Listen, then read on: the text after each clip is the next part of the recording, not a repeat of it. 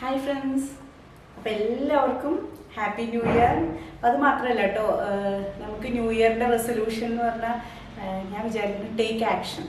അതായിരിക്കട്ടെ ഈ ഒരു 25-ലെ new year resolution എന്നാണ് ഞാൻ വിചാരിക്കുന്നത്. കാരണം ലാസ്റ്റ് ഇയറിലേക്ക് നോക്കിയിട്ടുണ്ടെങ്കിൽ എന്താ പറയുക, ഞാനിങ്ങനെ ഒരു മന്ദിച്ച പോലെ, മീൻസ് എന്താ പറയുക, വരണ പോലത്തെ വരട്ടെ എന്നുള്ള രീതിയിൽ ഇങ്ങനെ വളരെ സ്ലോ മോഷനിലായിരുന്നു കേട്ടോ എൻ്റെ പോക്ക് മുഴുവൻ. പക്ഷെ എന്നാലും കുഴപ്പമില്ല, എല്ലാം ഇങ്ങനെ ചെയ്തു. പക്ഷേ ഈ ഇയറിൽ കുറച്ചും കൂടി ഒരു ടേക്ക് ആക്ഷൻ എന്നുള്ളൊരു മോഡലിലേക്ക് കൊണ്ടുവരാമെന്ന് ഞാൻ വിചാരിക്കുന്നു കേട്ടോ. മാത്രമല്ല ലാസ്റ്റ് ഇയറിൽ എൻ്റെ സിസ്റ്റർ പറഞ്ഞു അവൾ 365 ദിവസവും കുർബാന കണ്ടിരുന്നു എന്നുള്ളതാണ് അവളുടെ ഏറ്റവും വലിയ അച്ചീവ്മെൻറ്റ്. പക്ഷേ എനിക്കതില്ല കേട്ടോ. അപ്പോൾ അതൊക്കെ നോക്കുമ്പോൾ ഞാനൊരു വീക്ക് തന്നെയായിരുന്നു. എനിവേ നെക്സ്റ്റ് ഇയറിലേക്ക് അപ്പോൾ നമ്മുടെ റെസൊല്യൂഷൻ അതും കൂടെ നമുക്ക് ഉൾപ്പെടുത്താം. ഒരു 365 ഡേയ്സ് മുടങ്ങാതെ കുർബാന കാണാതെ ഒരു വലിയൊരു കാര്യമല്ലേ, അതും ചെയ്യാൻ പറ്റും നോക്കണം. പിന്നെ ടേക്ക് ആക്ഷൻ, എന്ത് കാര്യം പെട്ടെന്ന് എന്താ പറയുക ചെയ്യുക, മുന്നിട്ട് ഇറങ്ങുക എന്നുള്ളൊരു ടേക്ക് ആക്ഷൻ അത് എന്നുള്ളൊരു ഇതിലേക്ക് കൊണ്ടുവരാമെന്ന് വിചാരിക്കുന്നുണ്ട്.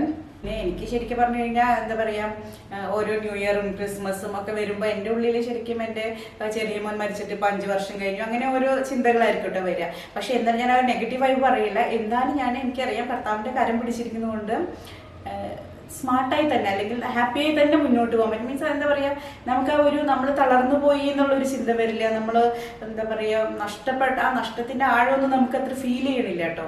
അപ്പം അതെനിക്ക് എന്താ പറയുക, അങ്ങനെയുള്ള സങ്കടങ്ങളൊക്കെ ഉള്ളവർക്ക് അറിയാൻ വേണ്ടി പറയണതാണ്. കർത്താവിൻ്റെ കാര്യം നമ്മൾ പിടിച്ചിട്ടുണ്ടെങ്കിൽ ഒരു പേടി മേടിക്കണ്ട കേട്ടോ. നമുക്ക് എവിടെ നിന്നാണ് ആ ഒരു ആശ്വാസം, അല്ലെങ്കിൽ എങ്ങനെയാണ് നമുക്ക് മുന്നോട്ട്, നമ്മൾ ആ വേദന അത്ര ആഴത്തിൽ നമ്മൾ അനുഭവിക്കില്ല. ചിലപ്പോൾ നമ്മളെ ആശ്വസിപ്പിക്കുന്ന വേറുള്ളവർക്കായിരിക്കും ചിലപ്പോൾ കൂടുതൽ വേദന ഉണ്ടാവുക എന്നെക്കാളേറെ. അപ്പം അത് അങ്ങനെയുള്ളവർ, മീൻസ് അങ്ങനെ വേദനകൾ അനുഭവിക്കുന്നവരുണ്ടെങ്കിൽ ഈ ഒരു ന്യൂ ഇയറിൽ ഒന്ന് കർത്താവിൻ്റെ കരമൊന്നും പിടിച്ചു നോക്കിയേ. നമ്മൾ ഈ വേദനയെല്ലാം നമുക്ക് ഈസി ആയിട്ട് സഫർ ചെയ്യാൻ പറ്റും. അത് മാത്രമല്ല നമ്മൾ അതിലങ്ങനെ കിടന്നു പോയി ഡിപ്രഷൻ അടിച്ച് ഒന്നുമില്ല കേട്ടോ. അപ്പോൾ അങ്ങനെ ഈ ഒരു 2025 എല്ലാവർക്കും നല്ലൊരു വർഷം ആകട്ടെ എന്ന് ആശംസിക്കണോ. മാത്രമല്ല കേട്ടോ, നമ്മുടെ ഇന്നത്തെ ഈ ഒരു ന്യൂ ഇയറിൽ എനിക്ക് കിട്ടിയ ബൈബിൾ സെൻറ്റൻസ് എന്താണെന്ന് ഞാൻ പറയാം. ഞാനത് ഫസ്റ്റ് തുറന്നപ്പോൾ തന്നെ എടുത്തു വെച്ചിട്ടുണ്ട് കേട്ടോ. എനിക്ക് കിട്ടിയത് ഇതാണ്, സഭാപ്രസംഗകൻ 9-ാം അധ്യായം 17 മുതലുള്ള വാക്യങ്ങൾ കേട്ടോ. മൂഢന്മാരെ ഭരിക്കുന്ന രാജാവിൻ്റെ ആക്രോശത്തേക്കാൾ ശ്രേഷ്ഠമാണ് ജ്ഞാനിയുടെ ശാന്തമായ വാക്കുകൾ. ആയുധങ്ങളേക്കാൾ ശ്രേഷ്ഠമാണ് ജ്ഞാനം. എന്നാൽ വളരെയധികം നന്മ നശിപ്പിക്കാൻ ഒരൊറ്റ പാപി മതിയാകും. നല്ല എന്താ പറയുക, അർത്ഥവത്തായ സെൻറ്റൻസ് അല്ലേ.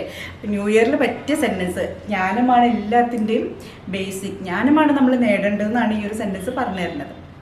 അപ്പം അങ്ങനെ ഇനി നമുക്ക് കുറച്ച് എല്ലാവർക്കും ഹാപ്പിനെസ് തരുന്ന കുറച്ച് കാര്യം കൂടെ ഞാൻ, അതായത് നമ്മുടെ ലക്കി ഡ്രോ വിന്നേഴ്സിൻ്റെ ഒരു കുറച്ച് ക്ലിപ്സും കൂടെ ഞാൻ ഇതിൻ്റെ കൂടെ ആഡ് ചെയ്യുന്നുണ്ട്. അപ്പോൾ അതും കൂടെ എല്ലാവരും കാണണം കേട്ടോ. അപ്പോൾ സപ്പോർട്ട് ചെയ്ത എല്ലാവർക്കും ഇനി വീഡിയോസ് കണ്ടിട്ടും അതേമാതിരി പർച്ചേസ് ചെയ്തിട്ടും, അത് മാത്രമല്ല കേട്ടോ, നമ്മൾ കണ്ടുമുട്ടുന്ന ചിലവർക്ക് ചിലപ്പോൾ അവർ ചെറിയൊരു സ്മൈൽ കൊണ്ട് പോലും നമുക്കൊരു എന്താ പറയുക സന്തോഷം തന്നിട്ടുണ്ടാവും. അപ്പോൾ അങ്ങനെ എല്ലാവരും കണ്ടുമുട്ടി എല്ലാവർക്കും താങ്ക്സ് പറയണോ. അതോടുകൂടി ഒരു ഹാപ്പി ന്യൂ ഇയർ ആശംസിക്കുകയും ചെയ്യുന്നു.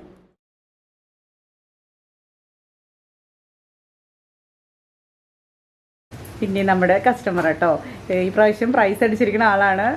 മീൻസ് അപ്പം ഈ ഇട്ടിരിക്കുന്ന ഡ്രസ്സ് നമ്മളെ കാണിക്കാൻ വേണ്ടി നമ്മുടെ ഇവിടെ നിന്ന് ഇട്ട് കൊണ്ടുവന്നത് അല്ലേ, എന്താണ് പറഞ്ഞത്?